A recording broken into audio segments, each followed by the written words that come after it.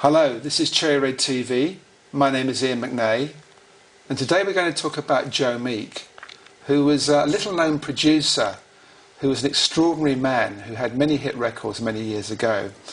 And we have with us in the studio John Repsch. Hello, John. Hello, Iain.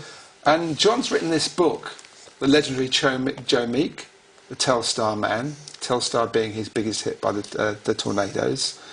And this is quite a work for you, John, because it's over 300 pages, and you hadn't actually written a book before when you did this, had you? Well, you've got to start somewhere, haven't you? I have to admit, if I'd known at the outset what was entailed, I wouldn't have touched it, because it was huge. Though I would have missed out, because it's been a real education, and I really enjoyed it. But it was a huge, epic job taking it on, because I wasn't a writer. I was an actor. And I just started off as a jobbing actor, and I'd get bits and pieces, you know, you scrape around, do theatre, radio, bits on TV, voiceovers, fringe theatre, anything you can get. And I'd done some writing.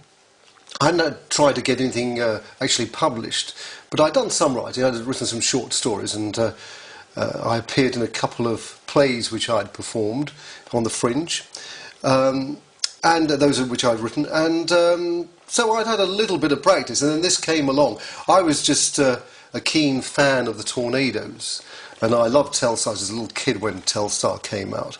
And I thought it'd be nice if I could get hold of a few recordings that the Tornadoes may have made, but not have been released. And so I was sniffing around. I contacted Decca, who knew nothing about anything. In fact, they were about to be swallowed up by, I think the company was called Phonogram. That's right. And you can tell me whether they still exist. Do they still exist? Well, they're now part of Universal. Part of Universal. Yeah. Anyway, they didn't know. And cutting a long story short, it's not quite the end of the story.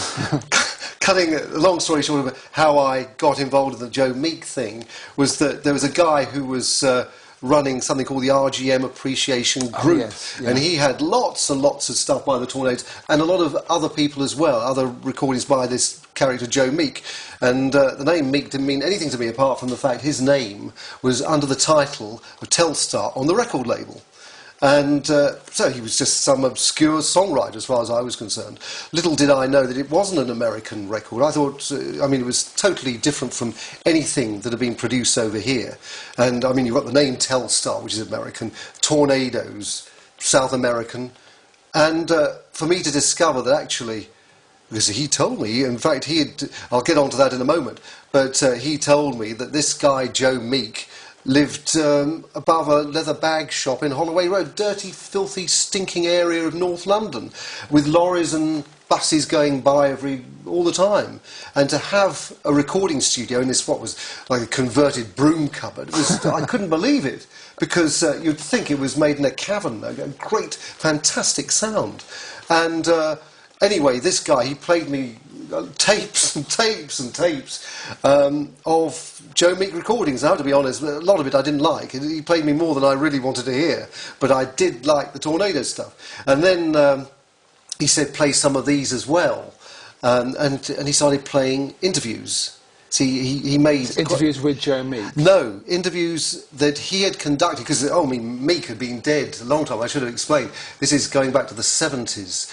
He and another guy, this is the first guys, I want to mention their names, Jim Blake, very interesting guy, Jim Blake, and Chris Knight, whose idea a book was.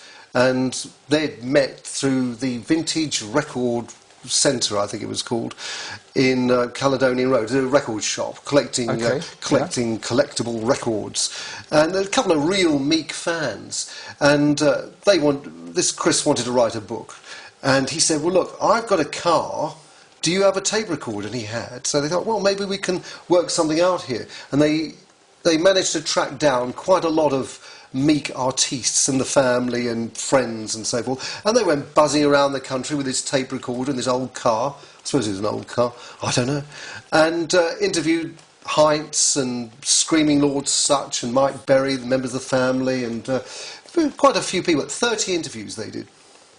And you think, well, why didn't they write the book? And when I got to hear them, there was another interview with a guy called Jeff Goddard. Jeff Goddard was just marvellous, very, very interesting man, totally intriguing. And I heard these and I said, God, this is amazing, a really good story. And I said to this Jim, write your book, get on with it, you've got the stuff there. I thought it was all there, I was rather naive. But I said, write it, it's a great story. And he or Chris Knight, between them, they'd come to the conclusion that the more they unearthed about this Joe Meek guy, the less they understood. So they just shelved the whole thing. He was a bit of a mysterious character, wasn't he? Oh, very mysterious. In fact, there was no one person you could go to pick up the whole story. You had to go picking here and there, and then they'd say, oh, have you asked so-and-so? And then they'd know a couple of... And it just branched out that way. And I discovered this myself. Let's go back a bit to put it more in context. So, when you originally bought Telstar, you liked the record, you didn't know who produced it or who wrote it, you loved the record, and you were saying you saw the name Joe Meek on the bottom.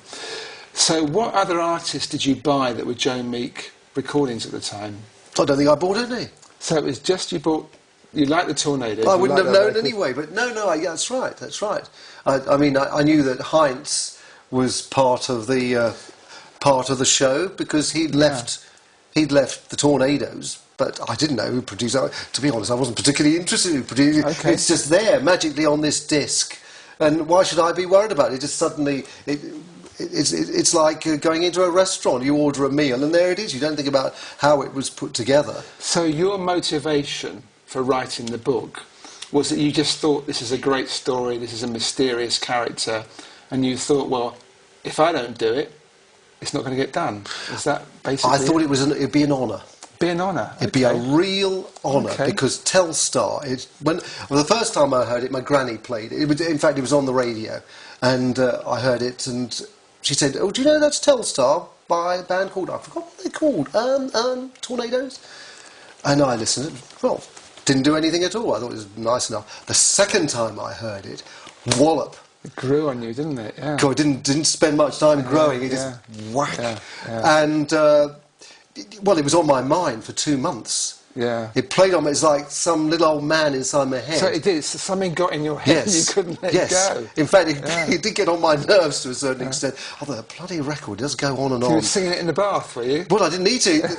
It was playing itself in there. You know, it's just one. It's like someone. He puts it on and he goes round and round. Comes to the end, and then it starts again. Yeah.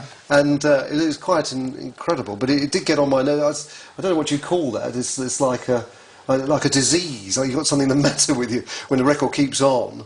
You know, you can often get it for 2 or 3 days, can't you? You think, oh, God, great. So anyway, you made a decision to write the book.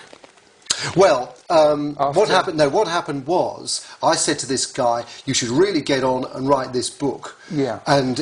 They decided they weren't going to do it. And his wife was there, and she said, "Well, why don't you write one together?"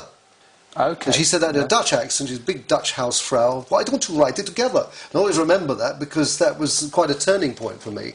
And I thought, bloody hell. I said, "Well, if you would like us to write it together, we could do it."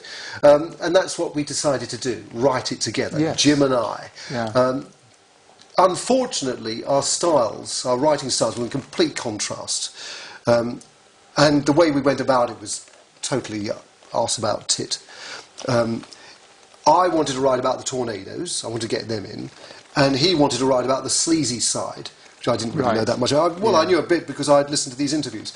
And he was very interested in the spiritualism and so forth. So we decided to do that. But then it became very fragmented. Yes. So, in a way, it was like the Joe Meek story from the Tornadoes' viewpoint, or from Mike Berry's or Lord Such's viewpoint, and then he's doing the other. And it went on, and I was interviewing people. I decided, well, all we need is another half dozen interviews to polish up this great wardrobe of interviews, which you've done, 30 interviews. Let's have another half dozen, polish it up. But then, as I say, those will lead on to other ones. Yeah. And it was taking over. It was taking over my life. A never-ending job. It was a never-ending job. Yeah. He pulled out. Yeah. Partly, I mean, you could see straight away, well, the person who wrote that chapter certainly didn't write this chapter. Yes. And he decided, well, enough's enough.